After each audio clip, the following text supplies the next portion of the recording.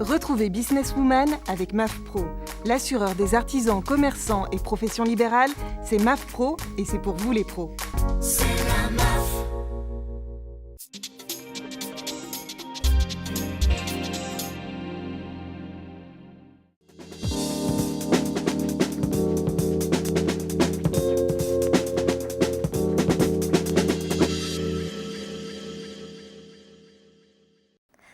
Bonjour à toutes et à tous, bienvenue dans cette émission de rentrée de Businesswoman sur Demain TV et We Do Biz.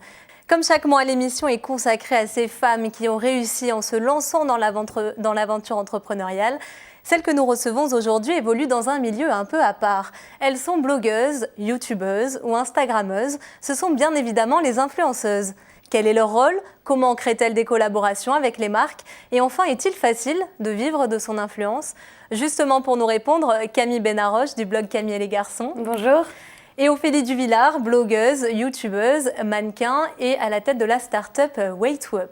Alors aujourd'hui, il y a quand même des milliers de personnes qui ont des blogs, encore plus des personnes qui ont des comptes Instagram. Comment on fait pour percer avec justement cette masse de comptes? Allez Ophélie. Moi, je dirais qu'il n'y a pas de recette magique. Si on aime ce qu'on fait et qu'on le fait par passion, ça devrait marcher. Je dirais juste quelque chose, c'est jamais abandonner et toujours persévérer. Et ça marche, on en est la preuve. Ça fait 7 ans quand même que personnellement, je pense qu'on fait ce travail. Donc ça a mis du temps, mais on n'a jamais abandonné. Toujours créer de la valeur ajoutée, des contenus de qualité et voilà. Camille, vous, qu'est-ce qui a fait que voilà, vous avez percé, vous avez été repérée concrètement? Alors, comme a dit Ophélie, il n'y a pas vraiment de recette miracle. Donc, moi, j'ai posté pendant très longtemps sans avoir beaucoup de lectrices, sans avoir de followers, juste par passion du digital, de la mode, de la beauté. Et j'ai vraiment continué, persévérer. Après, c'est vrai que tout de suite, des agences, des attachés de presse sont venus à moi. On en parlera tout à voilà, l'heure, mais... bien sûr, pour me proposer du contenu. Mais je pense que c'est la persévérance et la passion, ça se ressent à travers la manière dont on s'adresse au lecteur. Donc, je pense que ça joue beaucoup. Et est-ce que vous, Ophélie, vous avez mis par exemple une communication particulière en place pour faire en sorte d'être plus vue, écoutée, lue? Pas vraiment, en fait, c'est vraiment au feeling, être vrai. Être vrai et poster comme on le pense, comme on veut le faire et pas comme on doit le faire.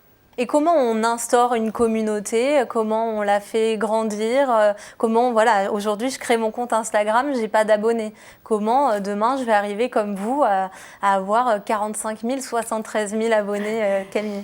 Alors je pense qu'il faut vraiment choisir tout d'abord une spécificité et poster ce que vous aimez. Que ça soit de la mode, de la beauté, des voyages, des hôtels, des gamers pour les youtubeurs.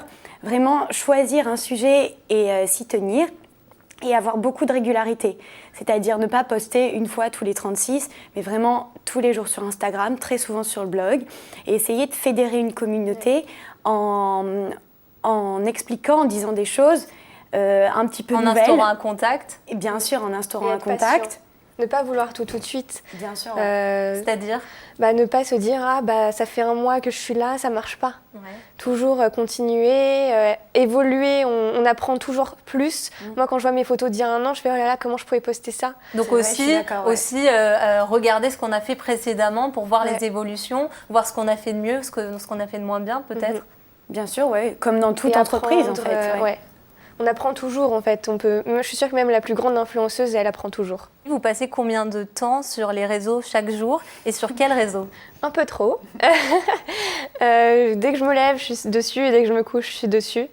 Donc beaucoup. Quel réseau? Je dirais Instagram en particulier, mais c'est vrai que je suis sur tous, donc tous. Combien de temps par jour à peu près?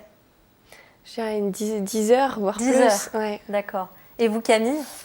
Je ne saurais pas quantifier ça, mais beaucoup de temps, c'est vrai. Et comme Ophélie, dès le réveil et au coucher, toujours un petit check.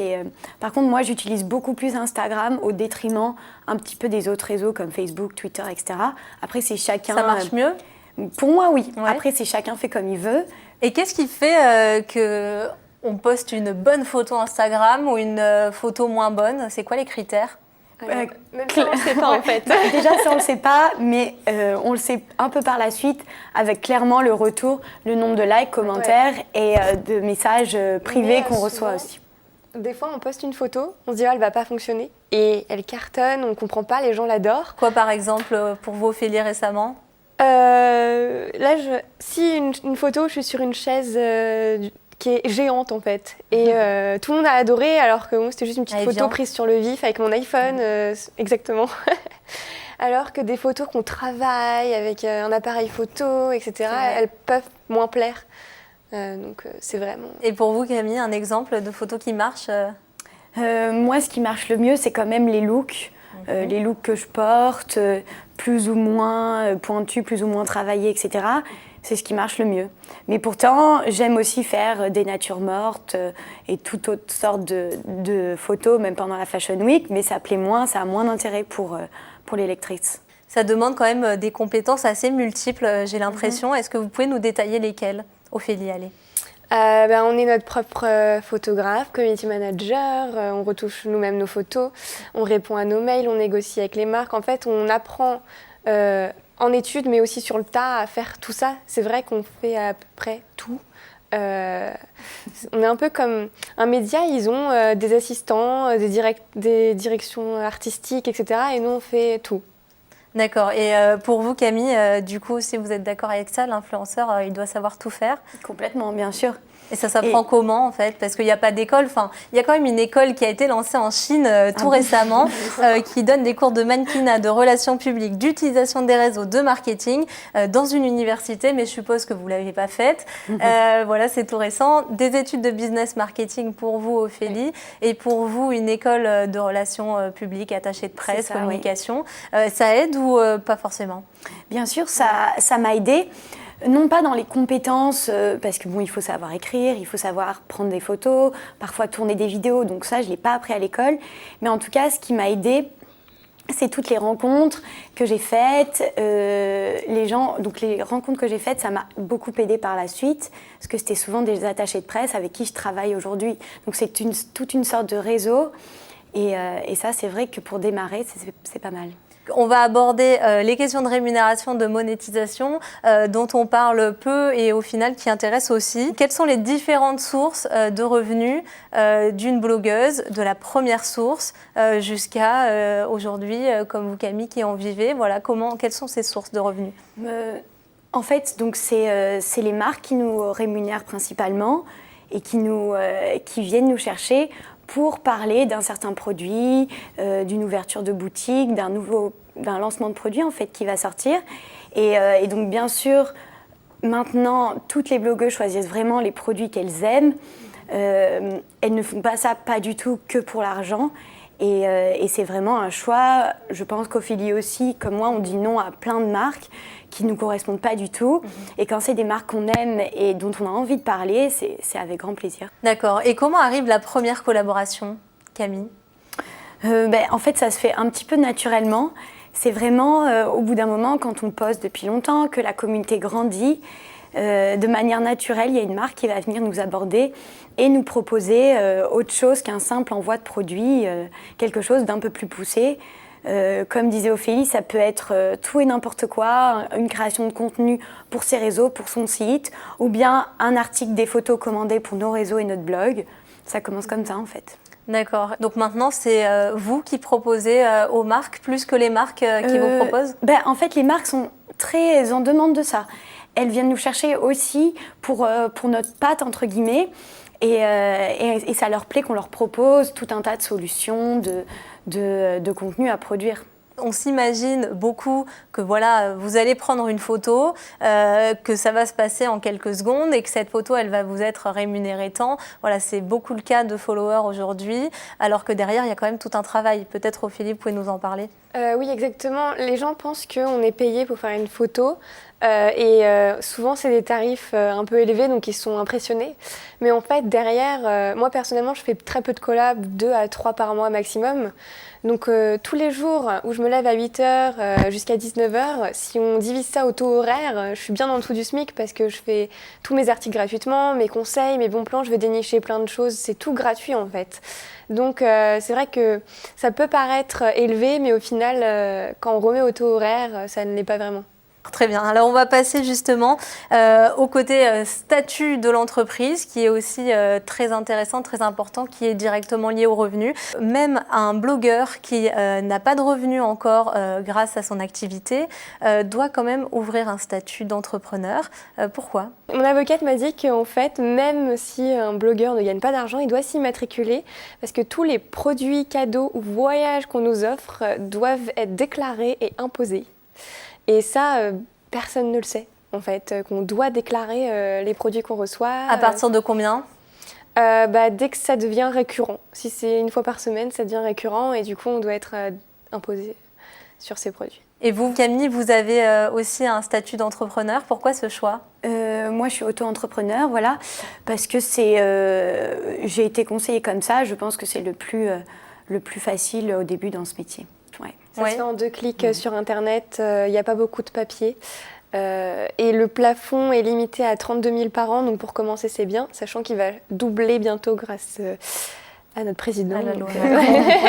Pour vous, justement, vous avez beaucoup évolué depuis ce statut, grâce à vos multiples casquettes. Et là, vous êtes passé à l'étape supérieure, on peut le dire, puisque vous êtes en train, en tout cas, de lancer votre start-up. On le dévoile en direct sur ce plateau. C'est une start-up qui s'appelle Way to Up, qui permet la mise en relation entre influenceurs et marques, mais entre influenceurs et entreprises. Mais vous en parlerez mieux que moi, Ophélie. Oui, en fait, c'est une plateforme qui va mettre en relation du coup les influenceurs avec les entreprises. Je dis entreprise parce qu'un hôtel, un restaurant, un spa, une office du tourisme n'est pas forcément une marque. Et sans intermédiaire, c'est-à-dire qu'on a accès directement à une base de données d'influenceurs en les cherchant par localisation, catégorie, pour le besoin précis de la marque ou l'entreprise. Et vraiment, sans intermédiaire, c'est important. On ne va pas parler à quelqu'un qui va nous chercher des influenceurs. Parce que c'est ce qui existe déjà ? Voilà, il y a déjà ça. Et en fait, personnellement, je ne suis pas très fan parce qu'on ne peut pas discuter en direct avec l'entreprise ou la marque pour négocier, mettre en place des projets plus créatifs, mettre en place plein de choses plus sympas en fait que juste le brief qui est là. Tu veux dire que l'entreprise pourra contacter directement l'influenceur. C'est super. Quelle relation entretenez-vous entre influenceuses ? Ophélie ? Il faut savoir qu'on est un peu comme des collègues. Donc avant tout, on est collègues. Mais personnellement, moi, j'aime bien à peu près tout le monde. Voilà, Camille, je l'avais vue sur des voyages presse, on s'entend super bien. Ouais. Donc ça peut être des collègues qui deviennent amis en plus. Donc c'est super et voilà. Moi, j'ai pas de choses à dire de spécial là-dessus. Camille ? Je suis d'accord avec Ophélie. Moi, j'ai même rencontré de très bonnes amies, en fait, dans la blogosphère, entre guillemets. Des filles de qui je suis devenue très proche. Sinon, je m'entends bien avec tout le monde. Et vous savez, c'est comme à l'image de la vraie vie. Il y a des gens plus sympas, moins sympas, comme dans tous les métiers. Mm-hmm. Et je pense que c'est même moins pire que dans certains métiers, comme la télévision, le cinéma ou tous les métiers un peu artistiques, pas toujours faciles. Mais bien sûr, il y a de temps en temps des petites tensions. J'entends parler à droite à gauche entre des blogueuses. Mais comme dans la vie en général. Oui, ça passe avec certaines personnes, ça passe moins, il y a moins d'affinité avec d'autres. Exactement. Pour rester spontané, comme vous disiez. Et parmi les conseils que vous donneriez, un dernier conseil pour celles qui veulent se lancer en tant qu'influenceuse ou influenceur ? Donc moi, je dirais vraiment se lancer pour les bonnes raisons. C'est-à-dire ne pas penser à l'aspect financier, le faire parce qu'on est passionné, qu'on a presque ce besoin de partager quelque chose qui nous anime avec une communauté et vraiment commencer comme ça et bien sûr après entretenir tout ça et avoir beaucoup de régularité. Oui. Moi je dirais toujours persévérer, jamais abandonner, toujours continuer et y croire et voilà. Ça viendra tout seul. D'accord, merci à vous deux. Camille du blog Camille et les garçons, Ophélie Duvillard avec sa nouvelle start-up qui va bientôt sortir, Way to Up. On vous souhaite donc à toutes les deux de continuer d'inspirer les personnes autour de vous et de mener à bien les projets qui se développent et que vous allez encore développer. C'est la fin de cette émission. Elle est disponible en replay sur demain.fr et WeDoBiz pour ceux qui nous auraient rejoints un peu plus tard. Merci à toutes et à tous de nous avoir suivis. On se donne rendez-vous le mois prochain pour une nouvelle thématique pour concrétiser ensemble vos ambitions. Et d'ici là, n'oubliez pas, derrière chaque businesswoman, il y a une vocation, la vôtre.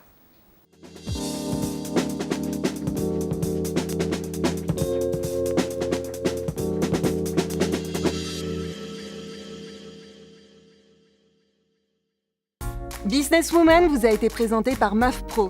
L'assureur des professionnels et de la santé collective, c'est MAFPRO et c'est pour vous les pros.